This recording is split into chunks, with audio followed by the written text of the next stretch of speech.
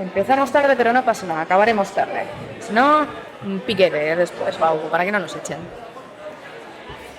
Bueno, pues muchísimas gracias a todos, a todas, a todos por venir. Muchísimas gracias al Celsius por dar este espacio a este estupendo autor, que además tenemos la suerte de tener este año en la sección de mitología de Celsius.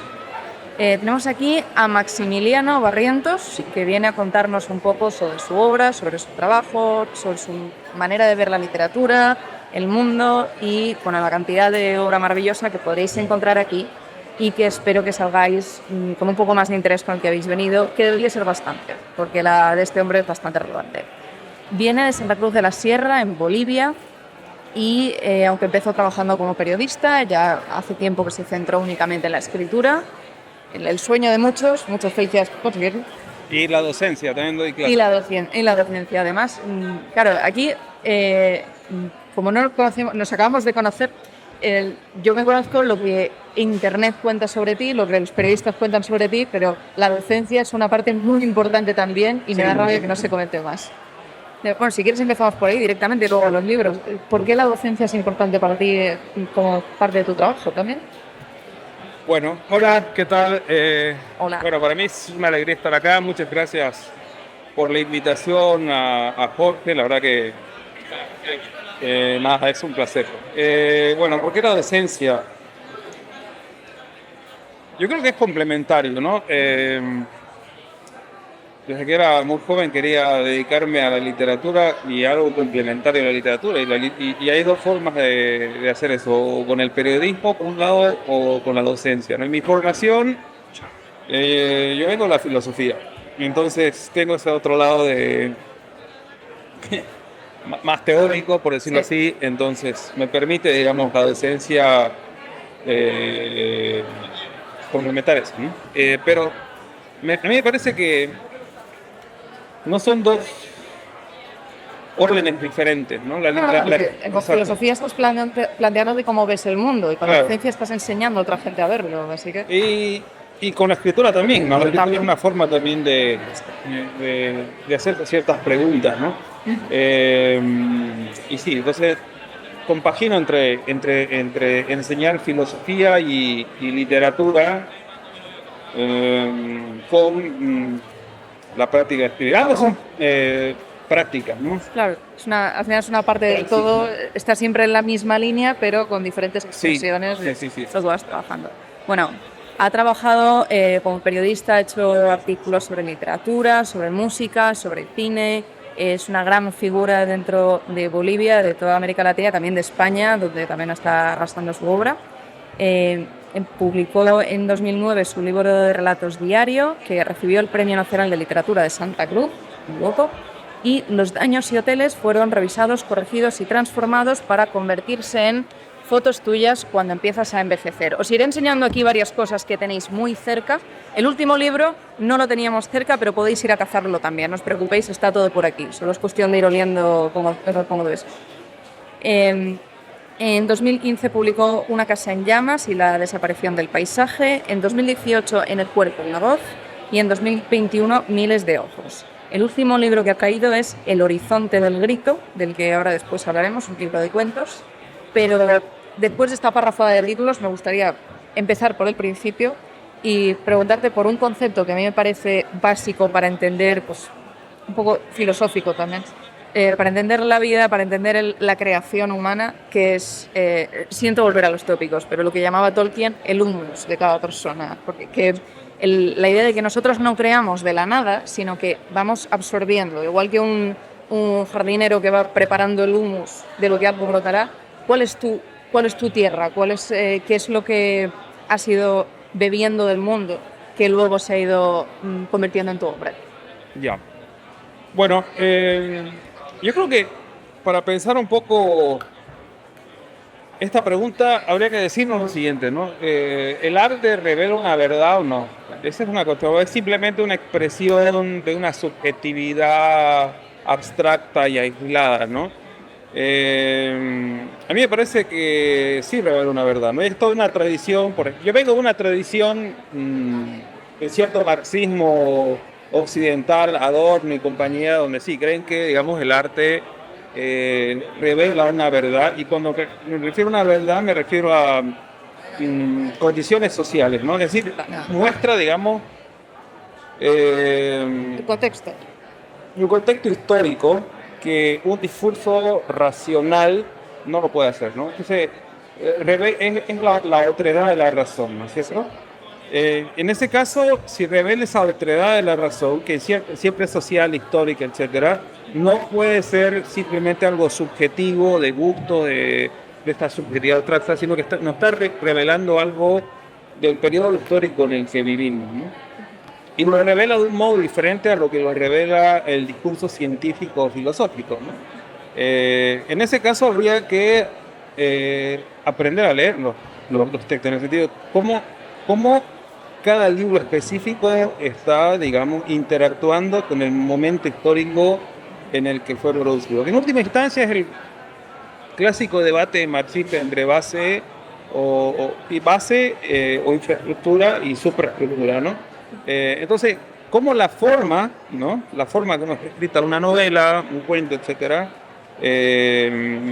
está mostrándonos algo de la condición histórica en la que estamos. Obviamente, eso siempre se logra hacer en retrospectiva, ¿no? O sea, por ejemplo, decir ahora en el presente, ¿cómo un libro puede estar hablando en el presente? Quizás lo sepamos en 20, 30 años, Claro. ¿cierto? Pero sí, me parece que sí. Me parece que en ese caso la forma siempre es esa sedimentación del fondo, ¿no? Y el fondo siempre son estas condiciones históricas. Entonces, para responder a la pregunta, ¿qué es lo que me nutre? Básicamente hay que pensar a los autores como una especie de radio, ¿no? Radios que logran, digamos, capturar, digamos, ¿no? Lo que se está entretejiendo en cada periodo histórico, ¿no?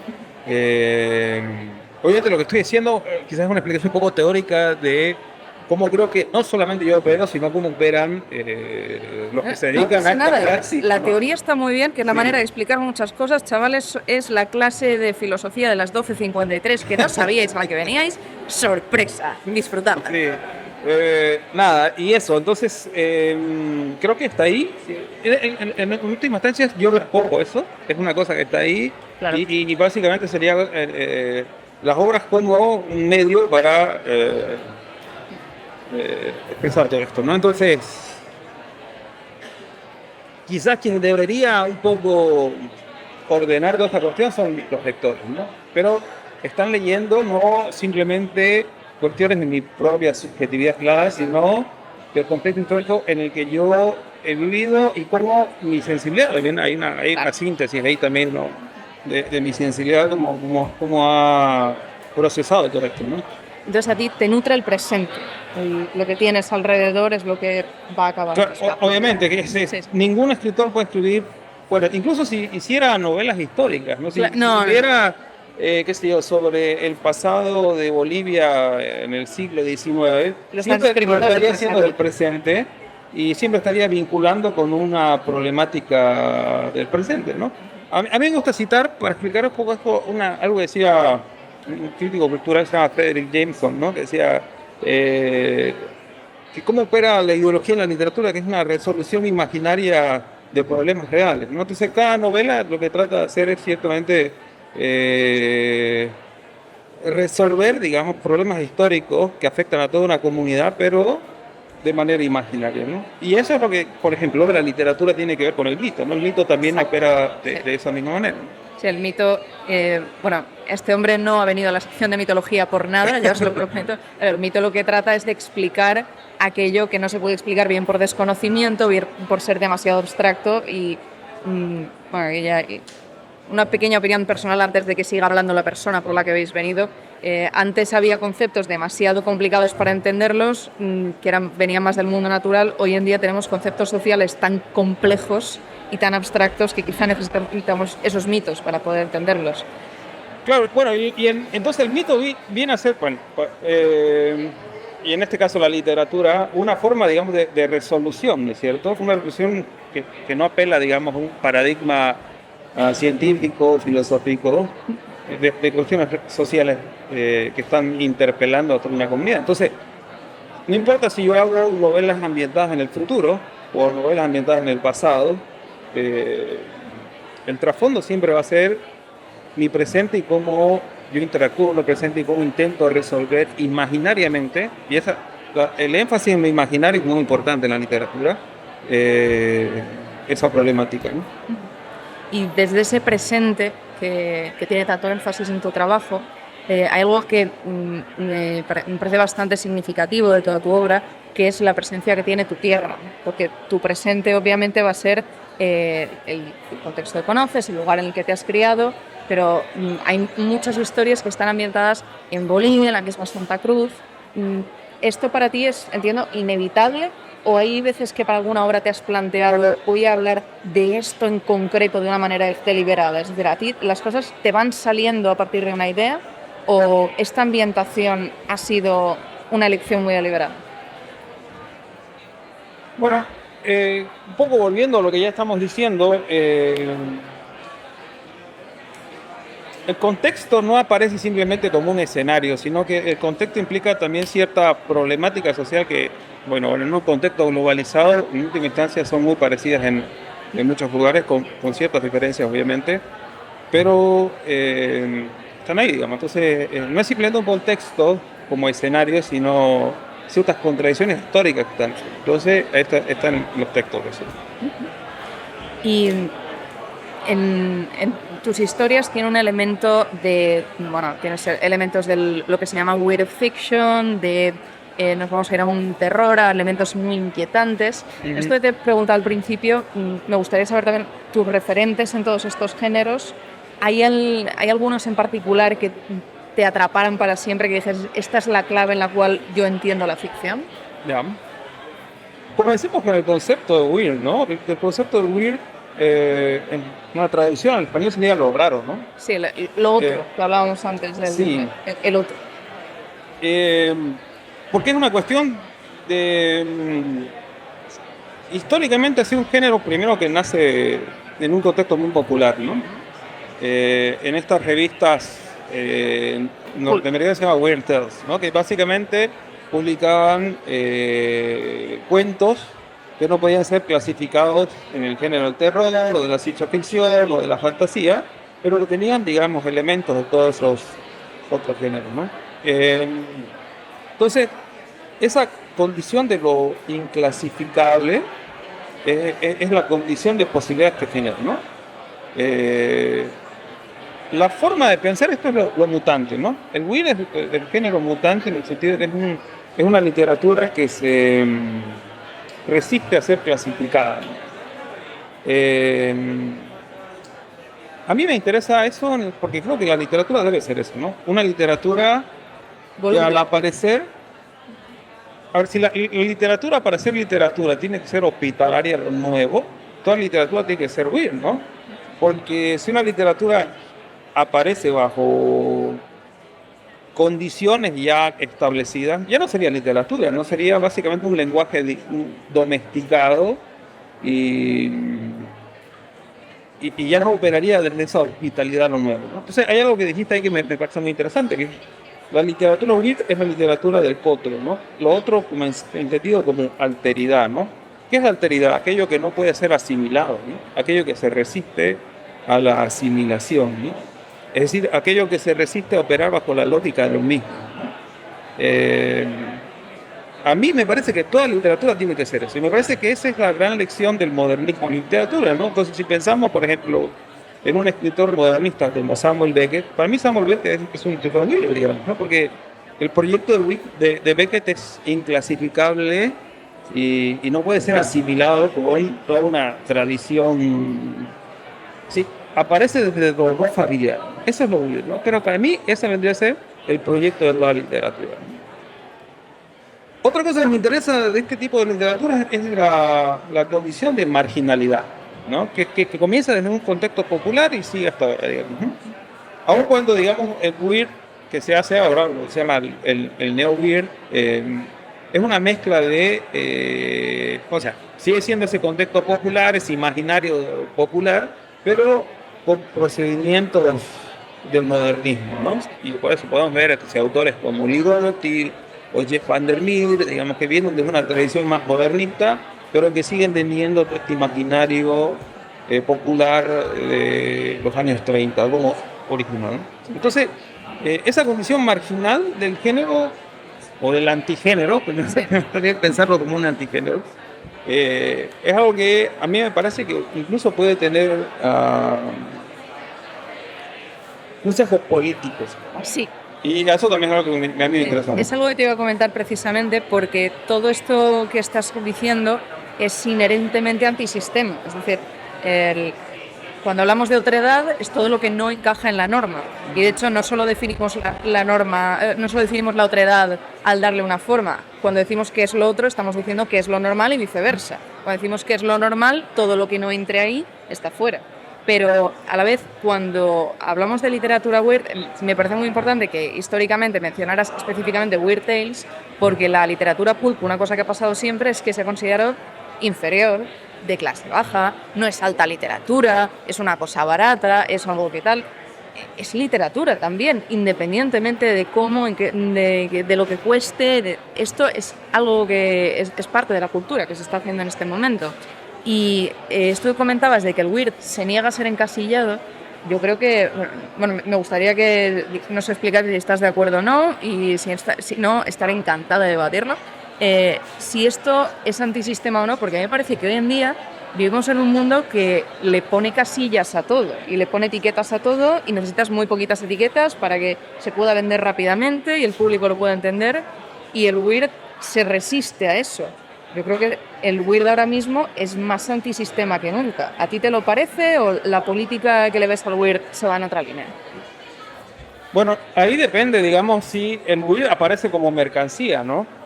Porque si empieza a aparecer como un género que puede ser vendible bajo esa categoría, ya está asimilado, ¿no? Yeah. ¿Qué es lo que hace el capitalismo, no? El capitalismo lo que hace es crear límites falsos para poder seguir expandiéndose, ¿no? Por eso hay que ser muy, muy, muy cuidadoso con el tema. Todo autor que aparece como autor weird es weird, probablemente no, digamos. Yeah. ¿No? Probablemente no, porque hay mucha literatura que se cataloga bajo ese género y está completamente asimilada, ¿no es cierto? Y aparece como bestseller, etc. Por eso te decía hace un momento que lo weird es básicamente el verdadero impulso de la literatura, porque es un impulso rebelde que se niega a ser asimilado, ¿no? Y aparece desde una marginalidad. Y volví al tema, ¿no? En eso consiste lo político, porque esa marginalidad o esa inclasificación, ¿no? Lo que está desafiando es el sentido común, ¿no? Lo que una comunidad, una cultura se atreve a pensar como lo posible, ¿no? Una literatura weird me parece que desafía ese sentido común, porque trata de pensar la realidad desde un lugar que el sentido común de una época no se atreve, digamos, ¿no? O lo ven problemática. En ese desafío el sentido común está el cuestionamiento de la ideología, me parece, y está el gesto político de estas, entre comillas, literaturas menores, ¿no? Ahora, ¿qué pasa con todos estos libros que ya están completamente asimilados al mercado y ahora están desafiando al sentido común, ¿no? Están operando bajo la expectativa que tiene el lector, ¿no? Entonces, me parece que para que una literatura siga fluir tiene que ser contraintuitiva en función a lo que el lector podría esperar de lo que te da un libro, ¿no? Ese es el sacudón que debería darte este tipo de literatura. El romper con lo esperado y la auténtica sensación de encontrarte algo que dices, esto no es nada, ya no es mi zona de confort, sino correcto. Esto es algo auténticamente nuevo. Correcto. Por eso, si pensamos, digamos, a qué tipo de género literario, yo siempre lo pienso desde la noción de lo real lacaniano. ¿No? ¿Qué es lo real en Lacan? Aquello que no puede ser asimilado a algo simbólico, ¿no? Es ese excedente que al no poder ser asimilado, que al no poder ser categorizado por las estructuras lenguajes, siempre interpela, ¿no? Pero obviamente aquí nos enfrentamos a un dilema, porque estamos escribiendo con lenguajes, ¿no? Entonces, aquello que es una literatura del límite, me parece, ¿no? Sí. Es decir, es una literatura que utiliza el lenguaje para llevar al mismo límite del lenguaje. Y aquello que no puede ser asimilado en el lenguaje, esa autoridad es lo que interpela, ¿no? Al límite del presente, además al límite temporal, porque lo que estabas definiendo es básicamente una carrera al capitalismo.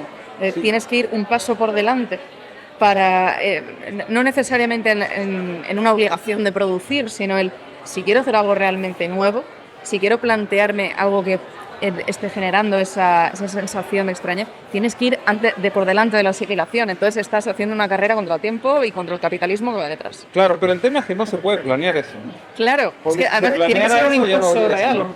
Por eso digo que también este tipo de literaturas no son individuales, ¿no? Es decir, si hay cierta rareza auténtica en un libro, esa rareza auténtica aparece, ¿no? Es como una especie de don, por decirlo así, ¿no?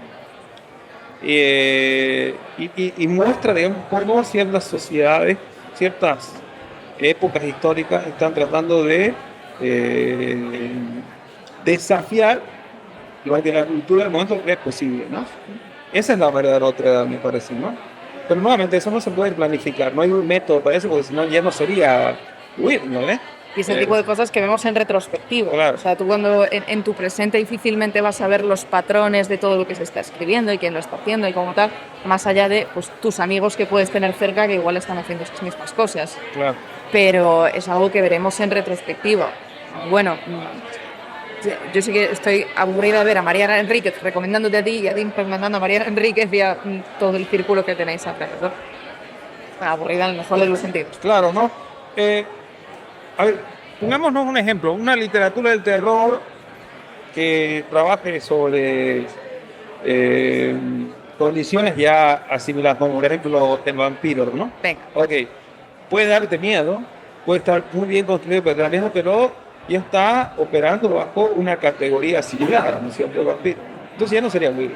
O sea, te puede dar miedo, pero ya no sería Weir. Pero Weir no puede romper con lo que se conoce, porque una de las grandes potencias de los arquetipos míticos es que siempre está abierto a la reinterpretación. Es decir, el mito evoluciona porque la gente lo sigue contando. Correcto. Y inevitablemente al contar tu versión la vas a cambiar con tu perspectiva del mundo, con lo cual no está eso abierto a Weir también. Pero si digamos el elemento desafiante lo categorizas como vampiro o como hombre lobo o como qué sé yo, ya estaría operando dentro de un orden simbólico establecido, ¿no? Ya no aparecería como esa mancha, ¿no?, que viene a problematizar tu constructo de la realidad. El Weir es esa aparición de esa mancha que te obliga a pensar todo lo que has asumido como realidad, ¿no? Es por eso que el Weir es ese afuera, ¿no? Ese afuera la construcción. Y por eso este tipo de ficciones cuestionan o tratan de establecer una afuera del capitalismo. Si es que existe una afuera del capitalismo, implicaría esa otra edad que aparece como mancha, ¿no? Y por eso en el Weir comienzas desde lo familiar, pero llegas a ese evento. También ese es un tema que me parece importante pensar, el evento, ¿no? La noción de evento. Que además también el evento es algo que en la filosofía contemporánea se ha trabajado mucho, ¿no? Desde Badiou a Zizek, todo el mundo habla del evento como ese acontecimiento que al darse, rompe todo, reconfigura, digamos, ¿no?, la noción que teníamos de realidad y trae a ser lo nuevo, ¿no?, lo radicalmente nuevo. Bueno, ese evento es básicamente el tema de fondo de la literatura Weir, ¿no? La literatura Weir tiene que ser hospitalaria a aquello que al darse ya no puede. Es decir, las condiciones no pueden ser las mismas de antes, una vez que se da. Entonces, si el Weir tiene que estar viviendo en el evento, en el presente, en la novedad constante, no por necesidad de novedad, no estamos hablando de marketing, sino en esa ruptura, no da tiempo a que se siga trabajando ese género dentro de ese contexto. Siempre tiene que ir a la carrera, porque claro, una de las cosas de las que se puede beneficiar mucho un género literario, eso es que se puede llamar género Weir, es la evolución del mismo dentro de un contexto en el que mucha gente lo está trabajando. Da la sensación, por lo que cuentas, que no nos va a dar tiempo a desarrollar todas estas rupturas, nos vamos ya a la siguiente inmediatamente. ¿Lo ves así? O... Correcto, o sea, si, digamos, si esa ruptura se asimila, ¿qué es lo que hace el capitalismo? ¿No? Lo que hace el capitalismo es asimilar todo, es una máquina que asimila, ¿no? La máquina que funciona rompiéndose, decía Deleuze. Bueno, si se asimila eso, es el evento, ¿no? Y opera ya dentro de un orden simbólico, ya no es evento, ¿no? Claro. Pero cuando se ha dado, ha reestructurado un orden de cosas, ¿no? Bueno, así han operado las revoluciones sociales. Todas. Entonces, Me viene a la cabeza la primera, el punk, que lo rompe todo, lo tal, está 20 años después perfectamente asimilado, hoy en día está aburrido ya. y ya no es un afuera, ¿no? Entonces, el afuera viene desde otro lugar, o hay que esperarlo en otro lugar. Pero bueno, este tipo de literatura trabajan sobre esa novedad, ¿no? Son hospitalarias esa novedad. Pero esa novedad no puede ser buscada ni establecida. Puede ser generada, ¿no? deliberadamente. Por eso está del lado del don, ¿no? El don en este caso es algo que no puede ser planeado, que no puede, que no opera también con la lógica de la economía del cálculo, ¿no? Es algo, opera desde esa gratuidad, ¿no? Pero obviamente esa gratuidad no la puedes planificar, porque si no operaría dentro del mismo cálculo. Entonces creo que ciertas literaturas que a mí me parecen so weird van en contra de esa... No pueden ser planeadas en ese sentido, no pueden ser planificadas, ¿no? Como planificas una novela de vampiros, o como planificas, qué sé yo, una novela policial, ¿no ves? Que sabes que cuentas con ciertos elementos, digamos, que en el desenlace te tienen que presentar esto. El weird es esa otredad, ¿no? Claro. Y es por eso que opera como una especie de mancha dentro de... No sé vosotros, pero yo me estoy arrepintiendo mucho de que una actividad del Celsius no sea Maximiliano Barrientos y un director de marketing encerrados dentro de una sala durante 45 minutos. A ver cuánto tarda el director de marketing en sufrir. Estamos peleando. Bueno, nos quedan unos minutillos. Si alguien tiene una pregunta para el autor, creo que podría ser el momento. Y si no, seguimos... Vale, por aquí.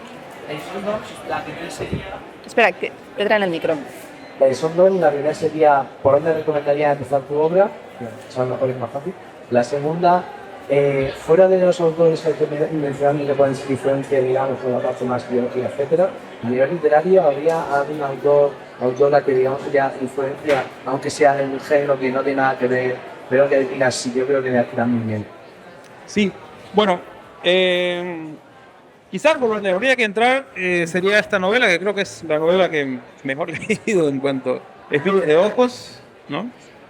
Que la pueden encontrar ahí, es publicada por Caja Negra, o los cuentos de El Horizonte del Grito, que está publicado por Lava, es una gran editorial aquí de Barcelona. Esas serían mis dos sugerencias por donde entrarle a mi obra. Y con respecto a lo otro, yo vengo de una tradición más del modernismo en literatura, ¿no? Es decir, desde Joyce hasta Beckett, ¿no? Entonces, por ese lado, creo que es como mi influencia por esa literatura. Y con ciertos escritores del weird o del terror que han trabajado, han asimilado el modernismo, ¿no? En literatura, que puede ser desde Harlan Ellison hasta Thomas de Gorky, ¿no? Pasando por Jeff Vandermeer, etcétera, ¿no? Que son escritores de género, pero que operan con estrategias narrativas del modernismo. ¿Sí? Perdón, creo que había una pregunta. ¿Alguna otra pregunta? Ya lo está. Hola, yo te quería preguntar, porque has hablado mucho del WIP, de como escritor, que se habla de edad, que se está el límite, pero desde el punto de vista de la reflexión del lector, ¿qué tienes que le puedes aportar al lector de tu literatura o de la de tu WIP? Bueno, ahí está. Yo no sé si podría responder esa respuesta, ¿no? Porque, a ver, lo lindo de la literatura es que, bueno, al operar como un sistema de signos, ¿no? Ese sistema de signos es abierto, ¿no? Y obviamente tiene ciertas coordenadas de interpretación, pero cada lector hace de ese aparato, ¿no? Es libre para interpretarlo y usarlo, ¿no? como quiera, ¿no? Es lo lindo de la literatura, que tiene una obra abierta, era una interpretación que puede ser interpretada obviamente bajo ciertas coordenadas, ¿no? Así que sí, y eso es lo que hace que la literatura sea también una práctica colectiva, ¿no? ¿Sí? Porque los lectores son los que realmente complementan los textos. Es decir, como leemos ahora, qué sé yo, a Ballard, es probable que cuando Ballard comenzó a escribir en los años, qué sé yo, 60, los lectores de ese contexto quizás pensaban sus textos de otra forma. Ahora, con todos los cambios sociales que han pasado, pensamos a Ballard de un momento, de un lugar muy diferente, ¿no? Entonces, el mismo texto que distintas generaciones de lectores pueden construir de manera diferente de acuerdo, ¿no?, a sus propias condiciones, ¿no? Eso es lo bueno de la hermenéutica, ¿no? Sí.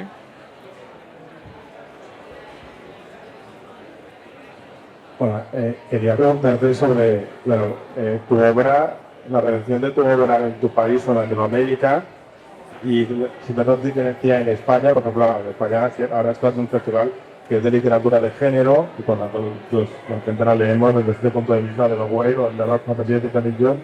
¿Crees que hay diferencias a la hora de que el lector se acerque a la literatura no realista en Bolivia o Latinoamérica respecto a España? Porque todas las que en España, por ejemplo, este tipo de literatura está especialmente mal vista y un prejuicio muy fuerte. ¿Crees que el prejuicio es el mismo en Latinoamérica, o crees que en Latinoamérica la literatura no realista tiene una aceptación más alta?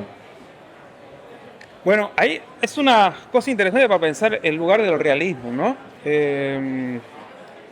Y el lugar del realismo bajo cierto código de cierta seriedad y de cierta universalidad, ¿no? Que a mí me parece que eso es muy problemático, desde un sentido ideológico, ¿no? El canon literario, por lo general, es un canon, entre comillas, realista, ¿no?